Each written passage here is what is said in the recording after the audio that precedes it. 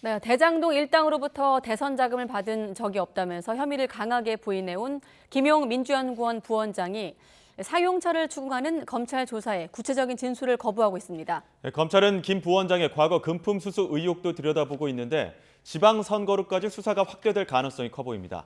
검찰청에 나가 있는 취재기자 연결합니다. 김다연 기자. 네, 서울중앙지방검찰청입니다. 네, 검찰이 김 부원장 상대로 연일 강도 높은 조사를 벌이고 있다고요? 네, 검찰은 연일 김 부원장을 불러 자금 사용처를 추궁하고 있는데 오늘도 변호인 입회하에 조사가 진행 중입니다.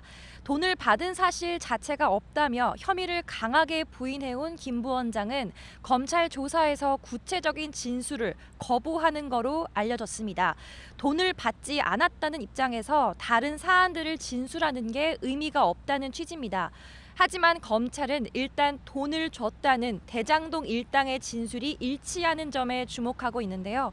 검찰은 김 부원장에게 지난해 8억여 원을 건넸다고 폭로한 유동규 전 성남도시개발공사 기획본부장과 자금원 역할을 한 남욱 변호사를 다시 불러 자금 전달 경위를 재확인하기도 했습니다. 또 중간 전달자로 지목된 정민용 변호사의 진술도 확보한 상황인데요. 정 변호사는 조사에서 지난해 4월 돈 전달 장소로 알려진 유원홀딩스 사무실에서 유 전 본부장과 김 부원장이 만난 걸 봤다고 진술한 거로 알려졌습니다. 검찰은 이 만남에서 1차적으로 1억 원이 전달된 거로 보고 있지만 김 부원장은 인사차 방문했다는 입장입니다. 검찰은 진술 외에도 돈 전달 내역이 담긴 메모와 전달 장소로 지목된 아파트 주차장의 차량 출입 내역과 같은 물적 증거를 확보한 상황입니다. 네, 앞으로 수사가 대선 자금을 넘어서 지방선거로까지 확대될 가능성도 커지고 있죠.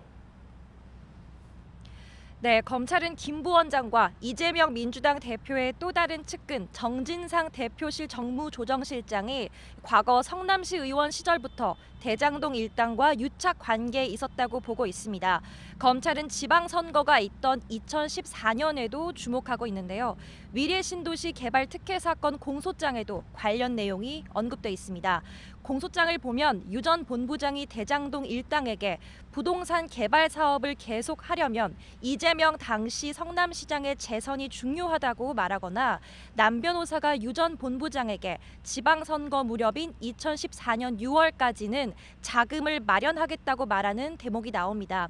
김 부원장과 정 실장 등에 대한 접대 정황도 담겨 있는데 검찰은 최근 남 변호사가 유흥주점 종업원과 주고받은 문자를 복구해 연관성을 들여다보고 있습니다. 김 부원장과 함께 금품 수수 의혹에 휩싸인 정 실장의 경우 성남FC 후원금 의혹 사건으로 이미 출국 금지 조처가 내려졌습니다. 검찰은 불법으로 오간 돈이 더 있을 거로 보고 김 부원장의 2010년부터 2018년 사이 재산 변동 과정도 분석하고 있는데요. 만일 김 부원장의 또 다른 과거 금품 수수 의혹이 드러난다면 지방선거로까지 수사가 확대될 전망입니다. 지금까지 서울중앙지검에서 YTN 김다연입니다.